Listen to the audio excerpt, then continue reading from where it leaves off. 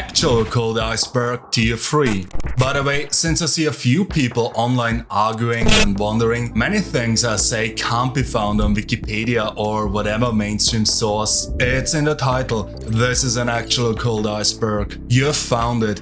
Finally. I wouldn't make videos just reading off of Wikipedia. Everyone can do this. But only someone who knows the stuff can talk about things in an actual manner. Also, a huge thank you to the people who support me on buymeacoffee.com. And if you want to support me too, you can do so over at buymeacoffee.com/numinous-diamond. Or you can watch this video to the end, as YouTube pushes videos more that are watched to the end by the viewers. Now let's get to the iceberg.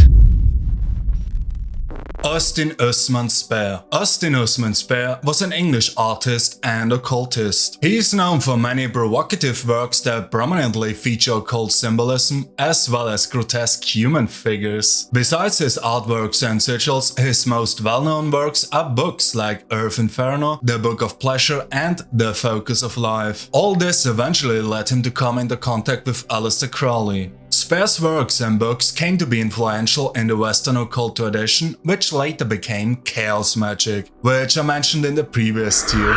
His approach to magic was intensely personal, focusing on the concept of the individual's will and the ability to influence one's own universe through techniques like sigilization, a method he popularized. He is also known for his alphabet of desire, which goes hand in hand with sigil magic. The term Toskia cultus was coined by someone else, but it is referring to a school of magic inspired by Spare. It focuses on one's individual universe and one's will and influence on it. Spare's legacy inspires many modern occultists in the school of chaos magic. Here, the focus is on practical results and the adaptation of universal esoteric principles to one's individual will and context. Black Eye Club. The Black Eye Club refers to the fact that many politicians, famous people and so on all have appeared publicly with a black eye, as if on purpose they let themselves be photographed like this. While this is more a conspiracy theory,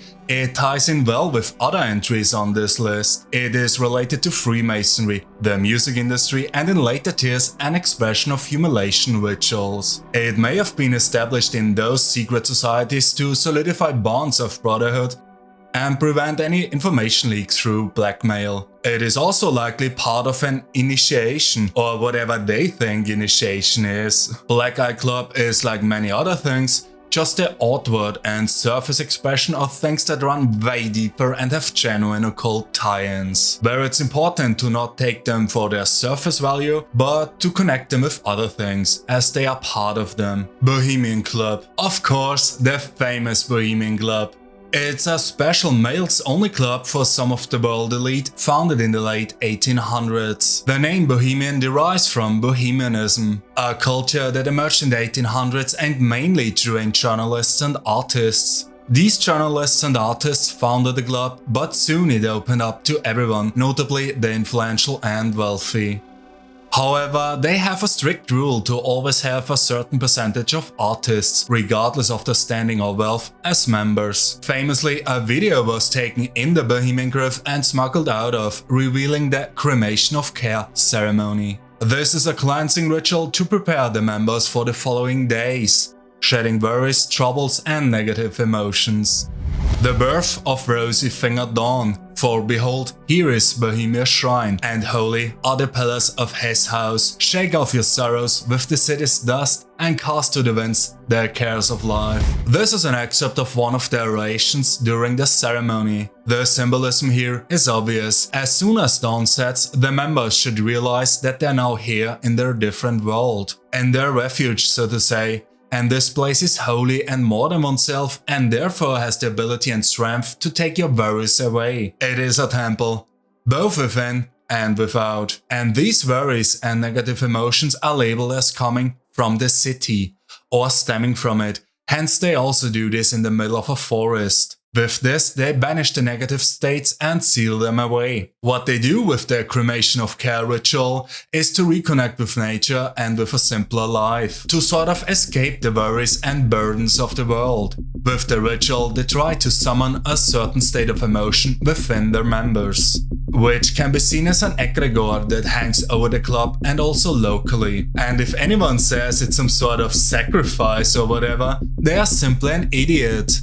People, mostly Christians or those with Christian thought, who lost touch with their original culture and heritage say this. Because this ritual is a modernized pagan ritual or even a standard European folk tradition, as this ceremony is held during midsummer, the most important festival for Germanic and Norse, a festival we still do today. Also, the burning of a figure or strawman is not a dog whistle for human sacrifice, but to literally signify the end of the current cycle. It just takes on the form of a person, not to symbolize a human or child sacrifice, and is usually filled with harvest from that region, and we do the same during the equinox fires.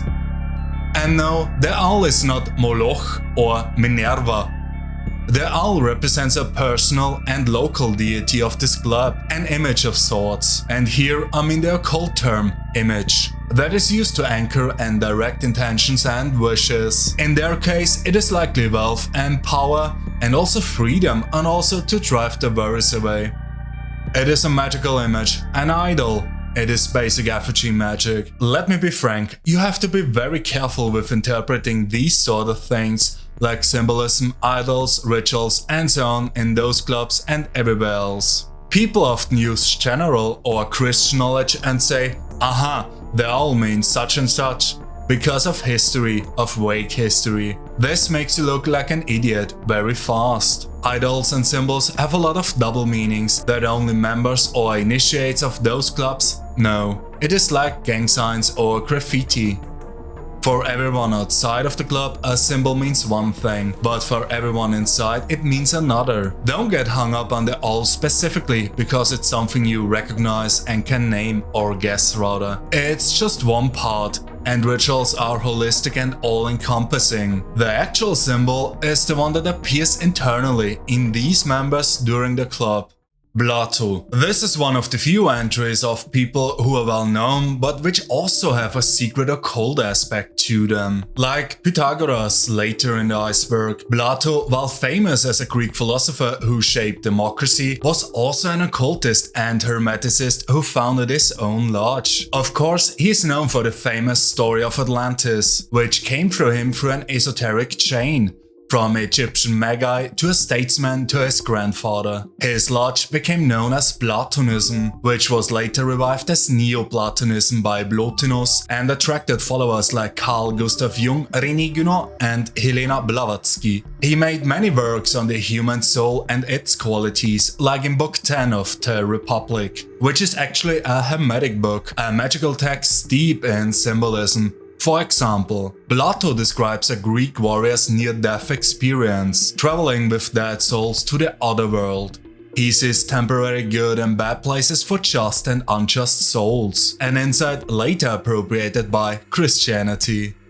However, what they left out is that the story doesn't end in heaven or hell. Instead, all souls, regardless of their deeds, are brought to a hall of destinies, where they choose their next life based on their wisdom or ignorance. After crossing a desert and drinking from the river of forgetfulness, they are reborn into their chosen life on Earth, explaining why few remember their past lives or the purpose and meaning of the current ones. Now, this is also interesting because it very closely follows the samsara of Hinduism, where souls are also reborn partially based on decision, dharma and karma. Plato never had any contact with Hinduism. The ancient Greek didn't even suspect that there is land this far east. Given this, and that many other occultists came to similar conclusions, it is likely that this is what actually happens. Platonism and Neoplatonism also make use of so-called sacred geometry and numerology. This later became Euclidean mathematics. Such geometry is often reported during meditation or out-of-body experiences and is found again in much occult symbols and symbolism.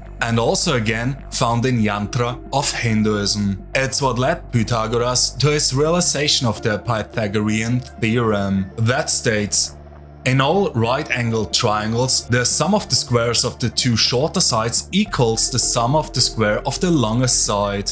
Which is, if you think about it, quite an occult thing to realize. Given Plato's experience in Hermeticism, it is likely that this knowledge came to him during meditation or astral projection even. Without going too far on this, but many Greek philosophers often speak of abandoning the bodies, yet still traveling far and wide. This clearly speaks of astral projection or remote viewing, just in different terms.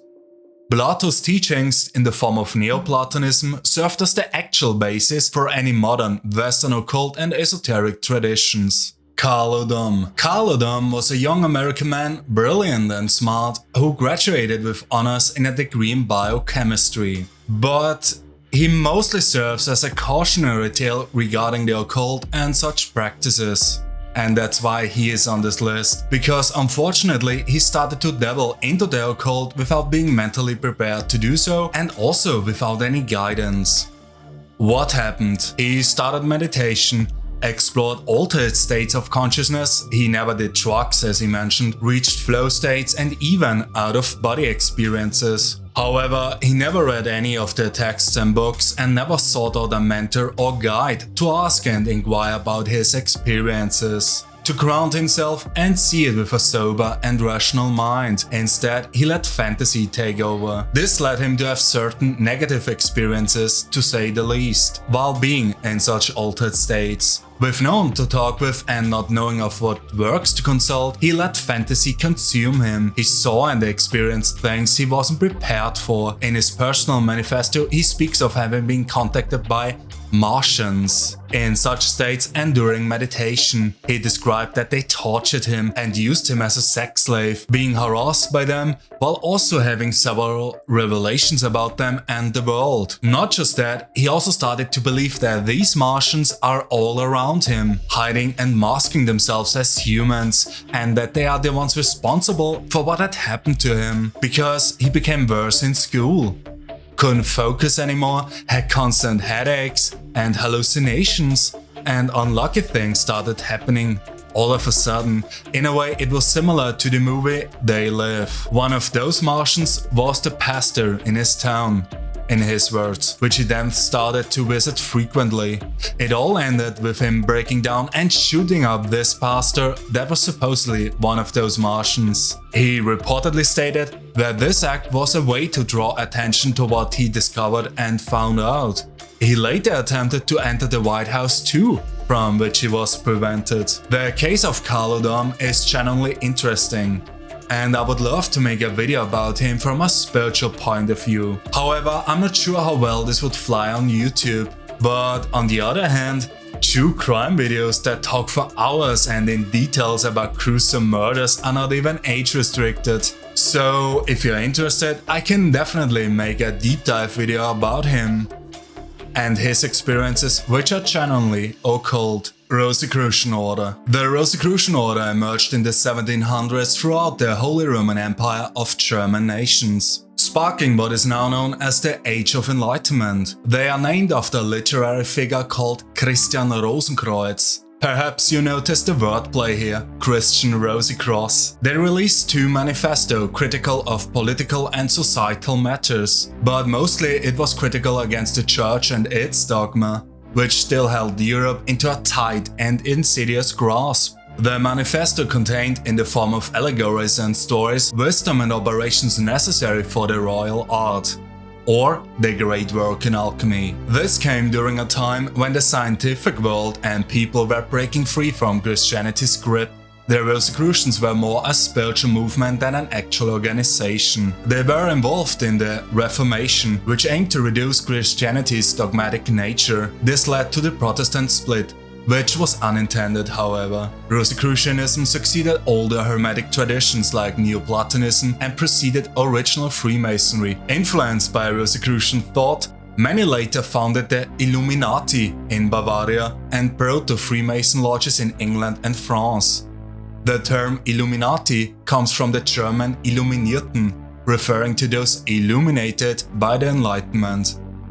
Back to the Rosicrucians. To avoid persecution and the Inquisition, Rosicrucians adopted Christian symbols, though they were never Christians. Their manifesto, printed in a dialogue form, incorporated Hermetic elements, And according to the Rosicrucians themselves, the meditations of our primeval founders surpass by far all that has ever been known since the creation of the world, that they are destined to accomplish the general re-establishment of the universe. They are subject neither to hunger nor to thirst, nor to age, nor to any other infliction of nature. They know by revelation those who are worthy of being admitted into their society. They live in all times as if they had existed from the beginning of the world, or as if they must remain in it until the end of time. They are able to press into their service and control the most powerful spirits and daimons. So here they talk about their founding fathers, which are by nature suprasensible powers, energies, states of mind. Also very clearly stated here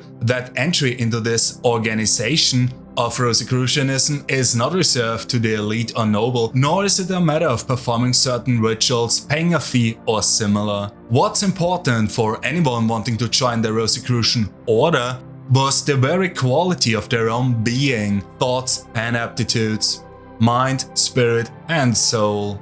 More clearer, and from the second manifesto. Anyone who comes looking for us simply out of curiosity will never find us, but if his will truly and in fact is to inscribe himself in the registry of our fraternity, we who judge by thought will fulfill our promises to him. We do not divulge the place of our residence, because thoughts, united to the real will of the reader, are capable of letting us know him and him us. The Rosicrucian Order is more a state of mind than an actual organization. It is similar to entering a continuous flow state, a way of life and being, which occurs to you. It is not given, nor awarded, nor allowed. It's like turning knobs on an analog radio, hearing much white noise and not stopping until the signal gets clear and crisp and you can hear the voices, literally.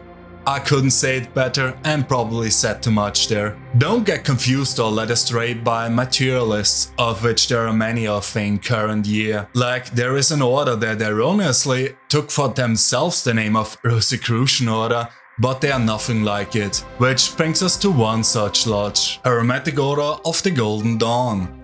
Founded in London in 1888, the Hermetic Order of the Golden Dawn was a magic society influenced by Freemasonry and popularized by Crowley. It served as a prototype for later organizations like Telema and Witcher, and yes, it's pronounced Witcher. The order began when priest and Freemason AFA Woodford discovered a cipher manuscript in a second-hand bookshop. His friend deciphered it, revealing rituals and instructions linked to Rosicrucianism and Hermetic texts. They used this discovery to establish the order, claiming contact with German Rosicrucian adepts even, who endorsed their efforts on top of that. However, the validity of this story is contested and likely fraudulent. The cipher manuscript contained nothing new, and the rituals were similar to known Freemasonry and Hermetic practices. It appears that Woodford and his friend created the order based on their own knowledge. Their supposed Rosicrucian adepts were found to be non-existent, and the letters exchanged were forged too. The manuscript cipher was a common Hermetic cipher from the European Middle Ages. The story was likely fabricated to lend credibility to the order and to attract members.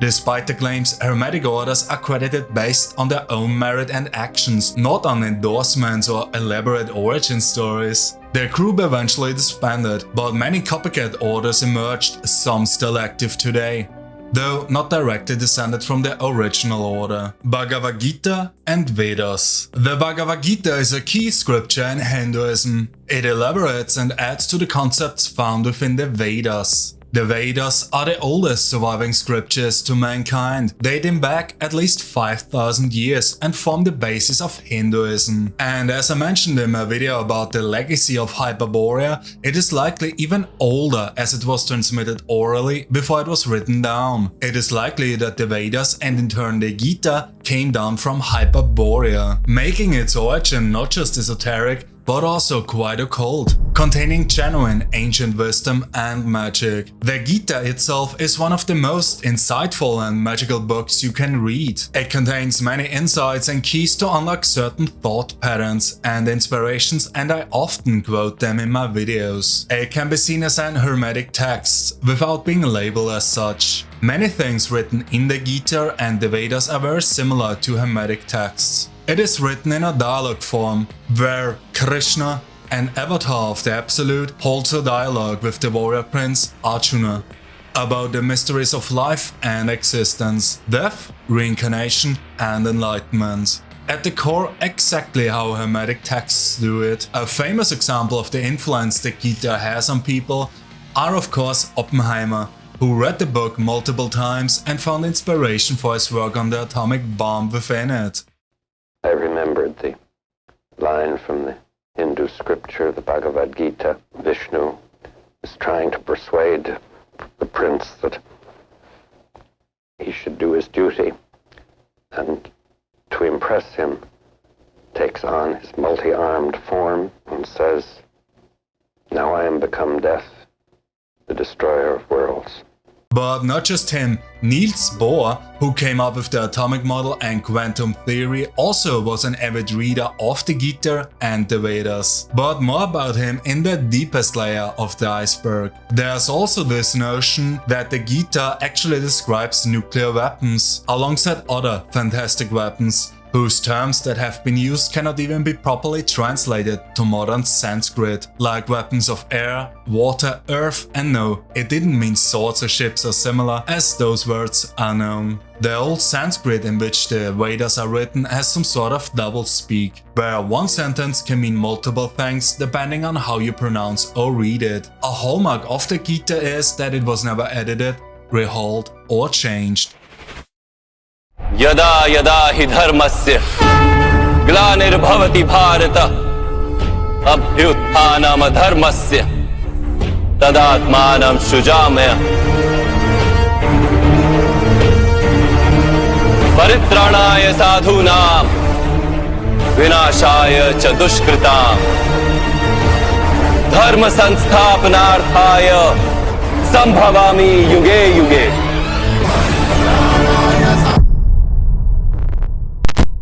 Manley P.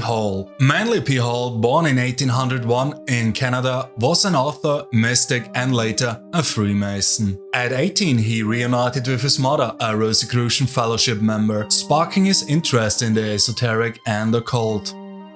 In his early 20s, an oil-rich family financed him, likely due to his esoteric books like The Breastplate of the High Priest. With financial freedom, he traveled the world, notably Asia and Europe, to learn about esoteric and occult customs. In London, he acquired a collection of Hermetic books at an auction, forming the foundation of his later works. Hall became a metaphysicist, respected as an interpreter, and increasingly influential because of it. He aimed to make ancient teachings accessible and understandable. His most famous works are The Lost Key of Freemasonry and The Secret Teachings of All Ages. He also founded the Philosophical Research Society, a non-profit organization that continues his work to this day. Despite not initially joining Freemasonry, Hall accurately interpreted and reverse-engineered their teachings and rituals in his books. This eventually led to contact with actual Freemasons, and he became a knight patron until his initiation in the 1950s. Hermes Trismegistus and Corpus Hermeticum. The Corpus Hermeticum is a dialogue between the Absolute and Hermes Trismegistus, and later between Hermes and the reader. It is the progenitor of medieval and Renaissance Hermetic literature, serving as initiatic literature into Hermeticism and metaphysicality. Following a dialogue pattern similar to the Bhagavad-Gita, the Corpus Hermeticum is derived from Arabic texts dating around 2000 years ago, compiled from Greek texts taken from older sources even. It complements the famous Emerald Tablet, another alchemical text. Hermes Trismegistus, or Hermes thrice greatest, is a literary figure blending Thoth, the Egyptian god of wisdom, and Hermes, the Greek deity.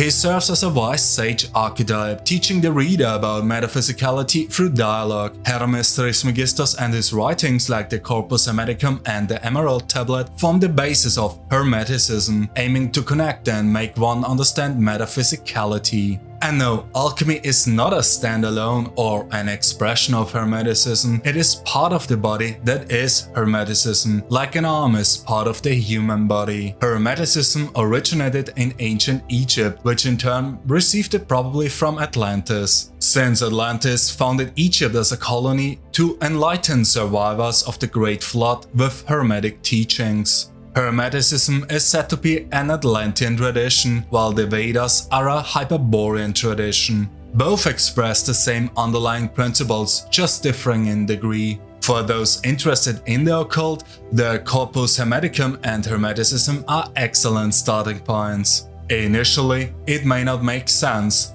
but over time it will unlock thought patterns within you. Remember, books about magic are also magical books. As within, so without. Carl Gustav Jung. Carl Gustav Jung was a Swiss psychiatrist and the founder of analytical psychology. However, he wasn't any typical psychiatrist, because what he did was taking occult and hermetic teachings and explain and interpret them in terms of science. He realized that modern science, with its inherent refusal of any spiritual concepts and teachings, was doomed to fail. So he started consulting alchemical and hermetic works among other spiritual literature and tied them into his psychology, which led him to gain extraordinary fame and success with it, as he incorporated those teachings into his practices. A highlight of this and how it came to be this way was his personal book, which he never intended to be published, let alone seen by others, his Red Book.